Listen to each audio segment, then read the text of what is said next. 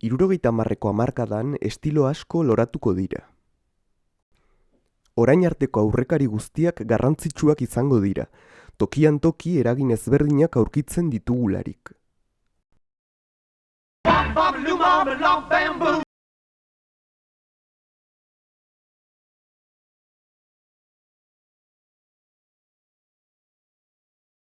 Hogeigarren mendean hartu-eman handia egon zen mundu anglosaxoiaren eta bere koloniak ziren Karibeko irla batzuen artean. Jamaikaren kasua adibide argia da. Hirurogeita hamarreko hamarkadan egin zuten eztanda Jamaikako ska eta reggae musika estiloek. Era orokorrean, ska erritmo azkarrekoa dela esan dezakegu, eta reggaea berriz tempo lasaiagokoa. Bien kasuan garrantzia erritmikoa lauko konpaseko denbora ahulei dagokio, taupadaz aurkako notei. Rastafari kulturaren eta reggae musikaren adibide famatua Bob Marley eta bere taldea The Wailers dugu.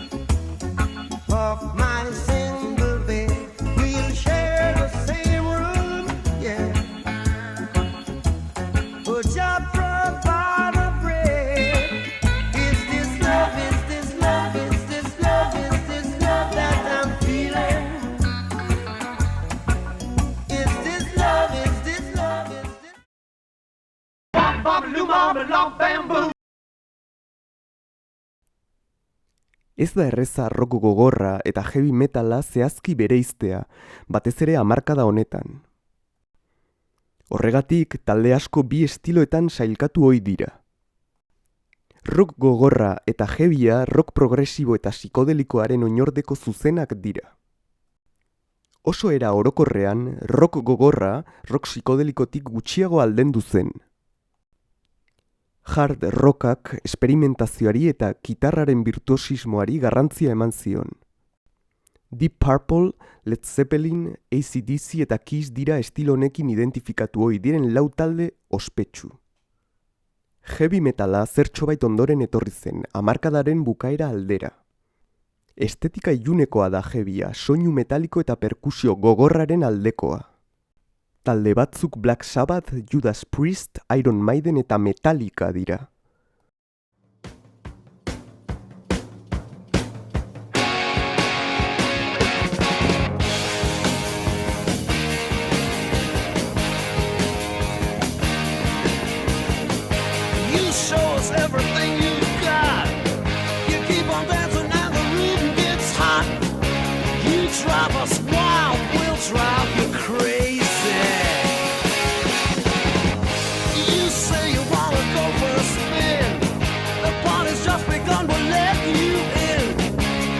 Drive us wild, we'll drive you crazy.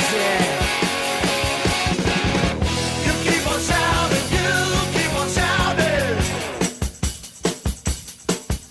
I wanna rock and roll all night and party every day. I wanna rock and roll all night and party every day. Saying you'll be mine for a while. You're looking fancy and I like your style. You drive us wild, we'll drive you crazy.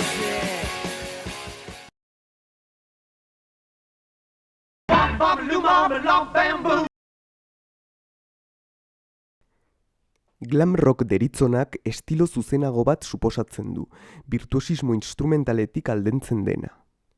Hala ere, askotan abestiak oso konplexuak dira egituraren aldetik. Eskenan agertzeko erari garrantzia handia ematen zaio, janzkera eta mozorro bitxiak erabiliz. Zertarako? Provokazioa bilatzeko. Ezaugarri hauetatik dator hain zuzen glamour hitzaren erabilera. Adibide aipagarrienak Queen taldea eta David Bowie musikaria dira, biak Inglaterrakoak.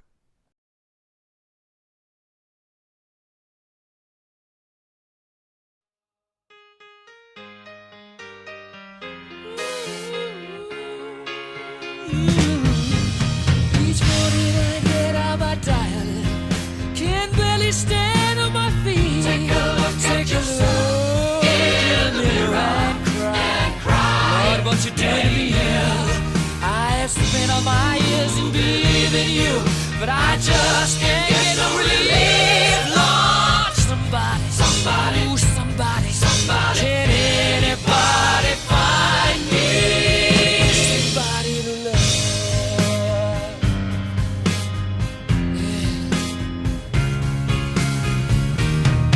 I work hard every day of my life. I work till I ache my bones. At the end of the day, I take home my holiday. Oh, tired out, my knees right away, till the tears run down from my eyes. Oh, somebody, ooh, somebody, can anybody find me somebody to love?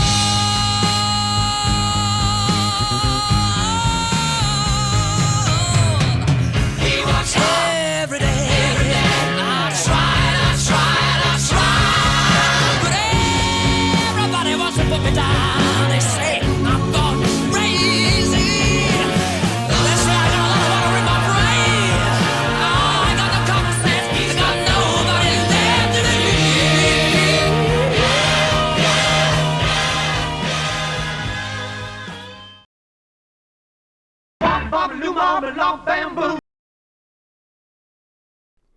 Punkak konplexutasunetik eta edonolako virtuosismotik ihes egin nahi du. Musika errez baten moduan definitzen da, musikari ez profesionalek jotzeko modukoa. Abestien letrek bereganatzen dute arreta osoa. Mezu inkonformistak dira, gordinak, borroka politikoaren testu ingurukoak, hiri handietako gazteria marginatuaren egoera salatzen dutenak, eta neurri handian sistemaren aurkakoak. Guzti honen gainean, punk musikaren helburua ondo pasatzea eta dantzatzea da. Punkiek oso estetika bereizgarria garatu zuten, garaiko gizarte atzerakoiari bat ere gustatu ez zitzaiona. Ramones, Sex Pistols eta The Clash taldeak punkaren aitzindari izan ziren.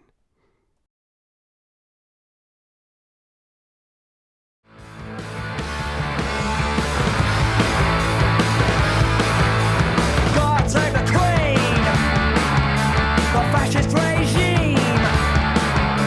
It made you a moron, potential hate bomb. God save the Queen, she ain't no human being.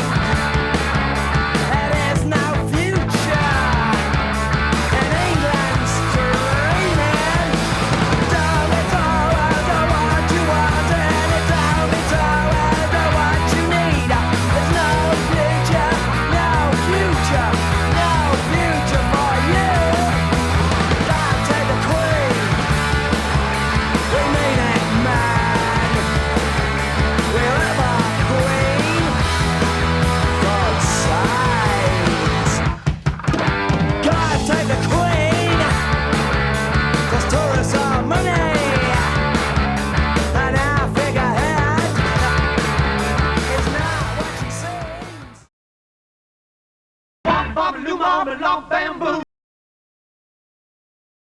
Hamarkadaren erdialdera, disko musika deritzonak musika beltzaren erroekin apurtzen du. New Yorkeko areto eta diskoteketan garatzen da, eta gauaren munduarekin, festarekin eta dantzarekin lotuta dago. Disko musikak baliabide elektroniko ugari erabiltzen ditu. Timbre edo soinu ezberdinetako eredu erritmikoen errepikapenean oinarritzen da bere egitura. Eredu erritmiko eta soinu ezberdinak gainjarri egiten dira, horrela musika elektroniko eta diskoaren ohiko polifoniak eratuz. Artista garrantzitsuak Donna Summer abeslaria eta The Jackson 5, ABBA eta Bee Gees bezalako taldeak izan ziren.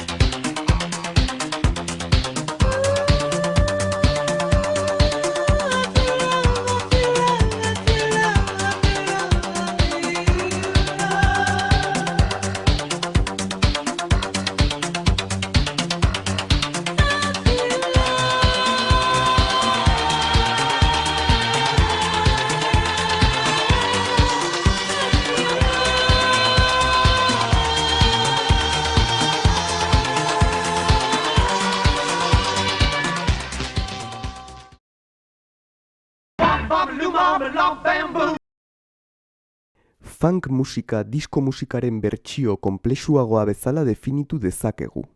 Elaboratua izanagatik dantzarako ezin aproposagoa da. Erritmoak elementurik garrantzitsuena izaten jarraitzen du, baina era askoz landuago batean. Izan ere, Afrikar jatorriko erritmo irregular ugari baliatzen ditu. Era berean, funkak jazz, soul eta rhythm and bluesaren eragin zuzena dauka, eta beraz musika beltzaren oso gertukoa da.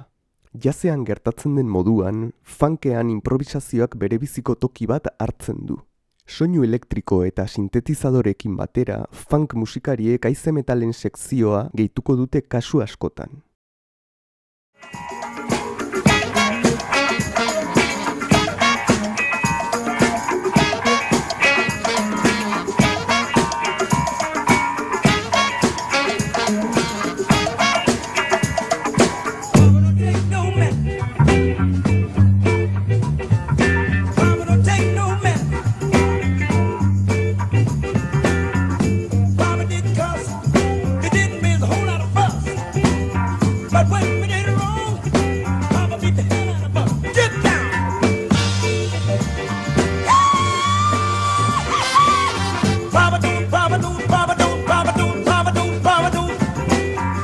Take no mess.